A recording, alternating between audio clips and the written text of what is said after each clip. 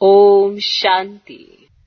जब विशेष आत्मा समझ किसको भी देखेंगे कि ये विशेष आत्मा है, ये विशेष आत्मा है,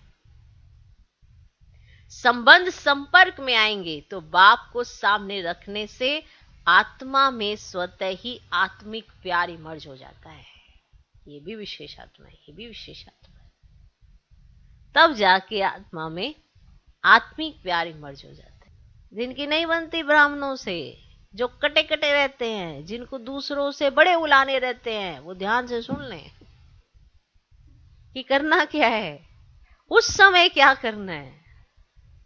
ये जो कटे कटे रहते हैं, इसने ये कर दिया, उसने वो कर दिया, इसीलिए कहा है दोष कहीं ना कहीं हमारा ही है, हम ही नहीं समझ पा रहे हैं। क्योंकि बाबा ने सबको चुना है, बाबा ने परिवार में लाया है, तो परिवार की कमी कमजोरी बाबा देख रहा है ना। आपको थोड़ा ये डिपार्टमेंट दिया है, आपको नहीं दिया है। इसीलिए नहीं दिया है क्योंकि अभी हमारे में ही खुद में इतनी कमी कमजोरी है, तो हम क्यों देखें दूसरे की। ध्यान से सुन लो, युक्ति मिल गई है, मुक्ति भी मिल सकती है इस बीमारी से। अगर युक्ति पर ध्यान देंगे तो मुक्ति भी मिल जाएगी। फिर ये जो मुझे मुझे से रहते हैं, दिल शिकस्त हो जाते हैं, परेशान हो जाते हैं, इससे निकल जाएंगे। तो फॉलो फादर करो ना। जब विशेष आत्मा समझ किसको भी देखेंगे, संबंध संपर्क में आएंगे तो बाप को सामने रखने से आत्मा में स्वतः ही आत्मिक प्यार इमर्ज हो जाता है। आपके स्नेह से सर्व के स्नेही बन जाएंगे और आत्मिक स्नेह से सदा सभी द्वारा सद्भावना, सहयोग की भावना स्वतः ही आपके प्रति दुआओं के रूप में प्राप्त होगी। इसको कहते हैं रूहानी यथार्थ श्रेष्ठ हैंडलिंग।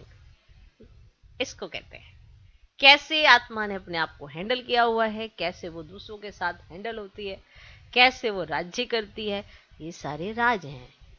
अब ये समझ जाओ, बाबा ने मुरली में समझा दिए हैं। फिर ये प्रश्न नहीं उठता कौन ऐसा कर रहा है, वो ऐसा कर रहा है, वो ऐसा क्यों कर रहा है, वो ऐसा क्यों नहीं कर रहा, वो वैसा क्यों कर रहा है। आपको कैसा करना है। किसी में अगर 35 अवगुण है तो एक गुण है, आप उस गुण को तलाशें। बस वो गुण क्या है, आत्मिक भाव। आपके सामने ही है कि बाबा को उसने पहचान लिया, बाबा ने चुनकर लाया है, तो बस हो गया ना। तो इसको कहते हैं रूहानी अर्थात श्रेष्ठ हैंडलिंग। ओके, ओम शांति।